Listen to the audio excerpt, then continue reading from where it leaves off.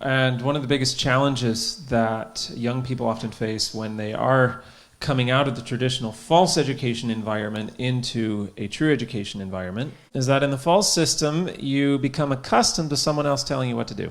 You're told what to learn, when to learn it, how to learn it. You have your schedule outlined for you. And so there's very little development of thinking skills. And when you're taken out of that environment and placed in, anywhere out of that environment, really, but especially in a true education environment, you are not practiced at learning for yourself. And a lot of students really struggle with that. So, and I know that's what you've just stated, but I just want this to be clearly understood by all of us. So, what can you do? Well, the first thing usually I recommend is a school detox, a period of time to reset the brain. And this can be, for a young person, it really should be close to a year. And you want to take, during this time, work on, first and foremost, it should be time together.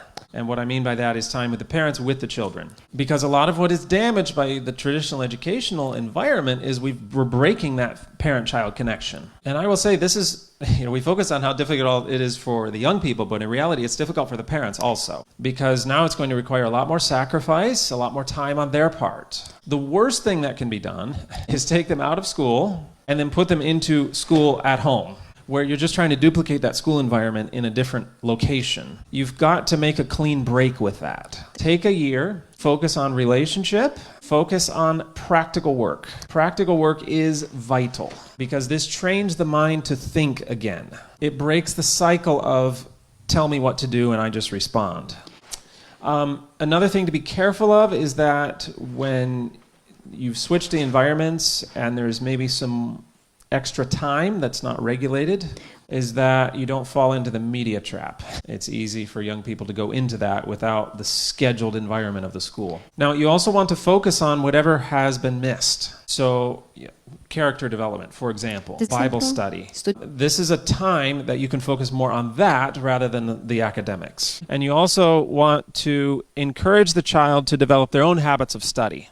There's a school that I've worked with. It's a mission training school, and it's a 2-year program. And the first thing that the young people do, not just young people, the first thing the students do, they spend, I believe it's a couple of months just learning how to have their devotional life. So they have classes about how important the devotional life is, how to study the Bible, how to connect with the Lord during that devotional time. And the director of the school shared with me, our students many of these young people are coming from false educational backgrounds, and they are accustomed to someone else always telling them what to do. And the danger is they apply that into their spiritual life, that they rely on some other human being for their spiritual direction also. So they said, we want to bring our students through a process. We need to show them how important the devotional time is. We need to get them into the habit of it. But then finally, we need to get them to the point where they see it as essential to their life. And it starts to become personal to them. And then, and only after that, do they then transition into the other aspects of the school program. Because they know if they try to teach the other aspects of the school program before the students have their personal relationship with God, then what's going to happen when they leave the school?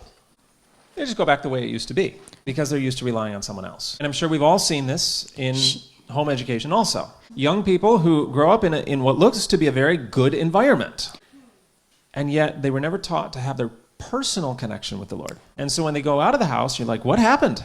Yeah, have we seen this before?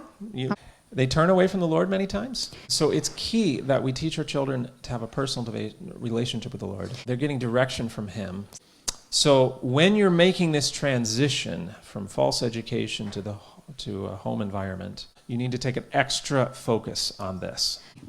Okay, so to recap, school detox, focus on time together, practical work, learning, responsibility in the home, personal relationship with the Lord, Bible study, time outdoors to help heal the mind. Basically everything that should have happened early on, you're doing it now.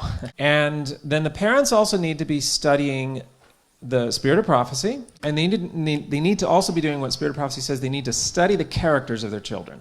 And throughout this period of time of detox, they're seeking the Lord's direction They're studying the child's character, and they're going to start to see the child's interests. They're going to see the direction the Lord is leading them. They're going to see what the book Education says. Our specific place in life is determined by our capabilities. Education page 265 or 6, I think. So those are the capabilities that the Lord has given that young person. And the parents can begin to recognize that, and then they start choosing an educational path that will help encourage them and prepare them for God's calling for their life. And it's going to be different for every individual. It's not something a curriculum is going to give you, no matter how good the curriculum is. So, yeah, that's a really good question.